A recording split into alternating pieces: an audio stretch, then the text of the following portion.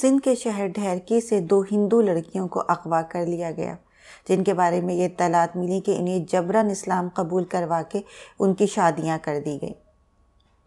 रीना और रवीना, जो अब आसिया और शाजिया हैं, रवीना का निकाह सफदर नामी लड़के से, जबकि रीना का निकाह बरकत नामी मुसलमान लड़के से किया गया। अगवा होने वाली लड़की के वालिद ने बताया कि उन्होंने मुकामी बासर अफराद से दरख्वास्त की थी कि वो उनकी बेटी को बाजियाब करा दें, तो उन्होंने कहा कि अब वो मुसलमान हो चुकी है, इसलिए अब वो कुछ नहीं कर सकते। लड़की के बाप ने यह भी बताया कि वो पुलिस के पास भी गए, लेकिन पुलिस ने भी कोई मदद करने और FIR काटने से इनकार कर दिया। बाद में जब ये मामला सोशल मीडिया पर आया तो पुलिस ने रिपोर्ट दर्ज की, लेकिन कोई कार्रवाई नहीं की। वज़ीर-ए-आज़म इमरान खान के नोटिस में जब ये मामला आया तो उन्होंने हिदायत की कि हिंदू लड़कियों को बाजियाब कराकर उनके ख़ानदान के हवाले किया जाए। दोनों लड़कियों के बारे में ये इत्तला मिली कि उन्हें रहीम यार खान मुंतकिल कर दिया गया है। खानपुर में एक शख्स को पुलिस ने हिरासत में भी लिया, जिसके बारे में पुलिस का ये कहना है कि उसने लड़कियों के निकाह में मदद की थी।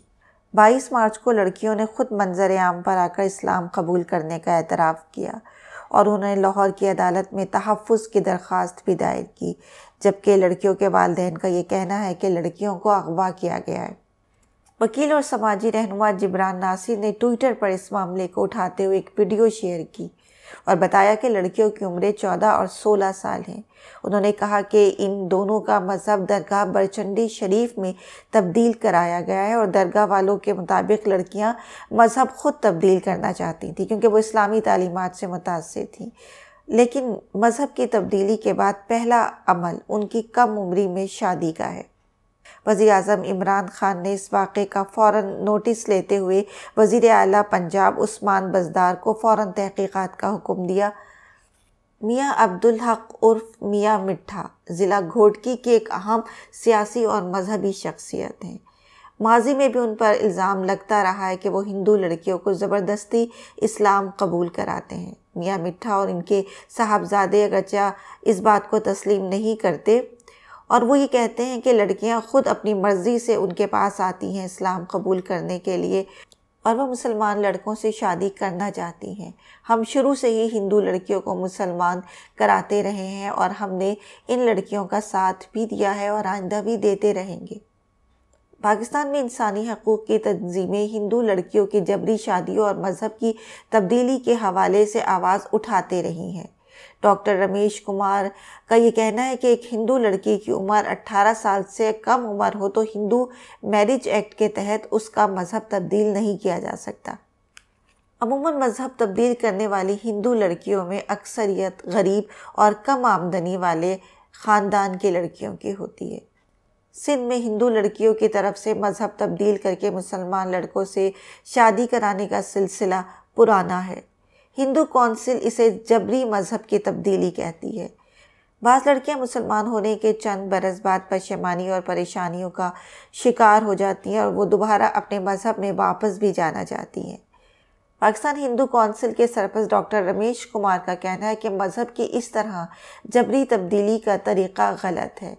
13, 14 या 15 साल की लड़कियों को अगवा करके उनके अजीज़ों से दूर रखा जाता है और फिर कुछ दिनों बाद अदालत में पेश करके बयान दिलवा दिया जाता है कि वो मुसलमान हो गई हैं।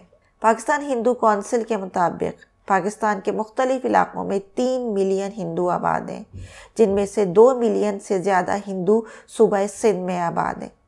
सूबा सिंध में सैकड़ों मुकदमात तब्दीली मज़हब के नाम पर रिंकल कुमारी, डॉक्टर लता, आशा कुमारी के नाम से सामने आते हैं, जिसके बाद ना वो इधर की रही ना उधर की। जब इन लड़कियों को अदालत में पेश किया जाता है तो हिंदू लड़कियां जबरन मज़हब तब्दील करने के वाक़यात की तस्दीक करती हैं कि उन्हें बहला फुसला कर उनका मज़हब तब्दील किया गया है।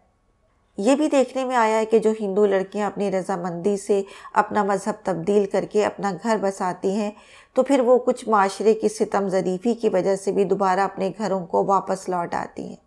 यकीनन जबरन मज़हब तब्दील कराने की जितनी भी मज़म्मत की जाए कम है, लेकिन सच तो यह है कि चाहे मुसलमान हो या हिंदू, जहाँ जो कमज़ोर हो वहाँ उसका इस्तेहसाल किया जाता है। दोनों ही ताकतवर के जुल्म का शिकार हैं।